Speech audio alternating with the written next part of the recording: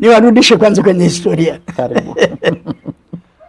Ni bahati mbaya, na sio kwa vijana tu, hata kwa wanawake. Ndio.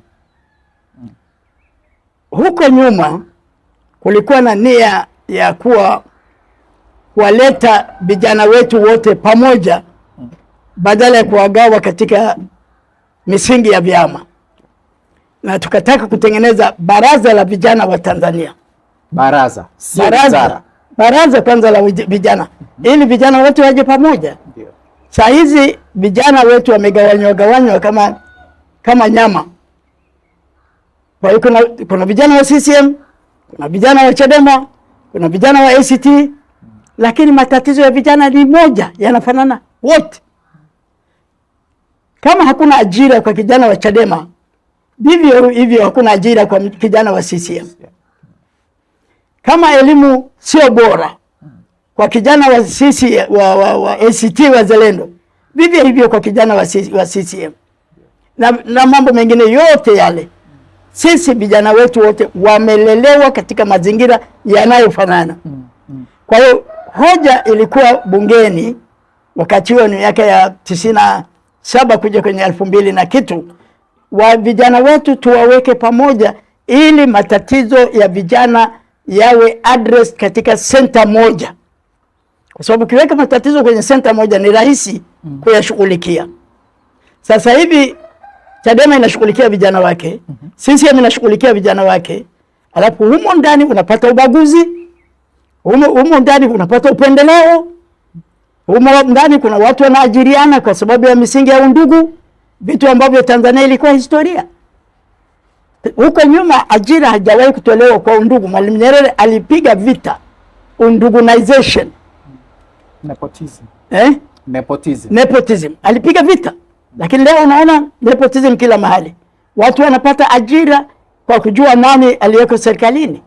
Hata mimi hapa kila siku napigiwa simu, "Dokta, niombee kwa fulani." Na mimi namwambia, namkemea kama Yesu alivyokemea shetani. Ukome, kwa sababu unaniingiza kwenye kishawishi. Mimi nikutafutie wewe.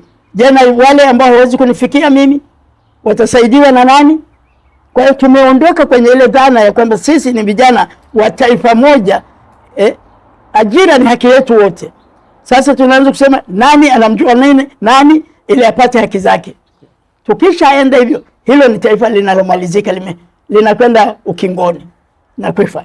Kwa hiyo tulikuwa na hiyo dhana, ikazuiliwa na serikali ya CCM.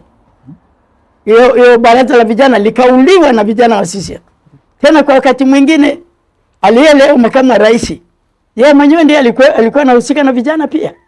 Sasa kwa kweli hamjui historia, mimi labda sio wakati wake wa kuiongea, niache, lakini alikuwepo katika kukwamisha hilo wazo la baraza la vijana. Kwa sababu yeye alikuwa wakati ule kiongozi wa vijana wa Chama cha Mapinduzi. Sawa?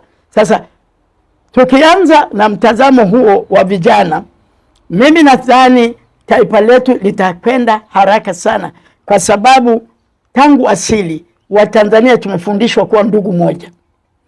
Watanzania tumependana. Ni sasa hivi Watanzania tunaanza kugawanywa, kitu ambacho Tanzania tulishakiondoa. Rudi kwenye document yoyote ya Mwalimu Nyerere, Tanzania ni nchi moja, sisi wote ni ndugu. Tulikuwa hatuitani kwamba fulani wa mahali fulani, ilishasahaulika. Habari ya mtu anatoka eneo gani, mtu ni kabila gani, Tanzania tulifuta. Hivi unajua kwa nini makampuni makubwa duniani hayaachi kujitangaza kila siku, licha ya kwamba tayari yanafahamika? Sasa kama una biashara au kampuni lakini hujitangazi, customers wapya watakujua vipi? Na bila advertising, unategemea kukuza mauzo yako kwa njia gani? Ndio maana Global TV tunakupa nafasi ya kuitangaza biashara yako kwa audience kubwa ndani na nje ya Tanzania kupitia mitandao yetu ya kijamii. Advertising kupitia Global TV inaongeza brand visibility yako, inakufikisha kwa customers wapya na kuongeza nafasi ya bidhaa au huduma zako. Na habari nzuri zaidi, bei zetu za matangazo ni rafiki. Iwe una biashara ndogo, ya kati au kampuni kubwa, kuna nafasi inayoweza kukufaa. Usiache biashara yako isubiri kugunduliwa. Ipe visibility inayostahili. Anza kutangaza nasi. Wasiliana na Global TV leo na tuipeleke brand yako mbali zaidi. Global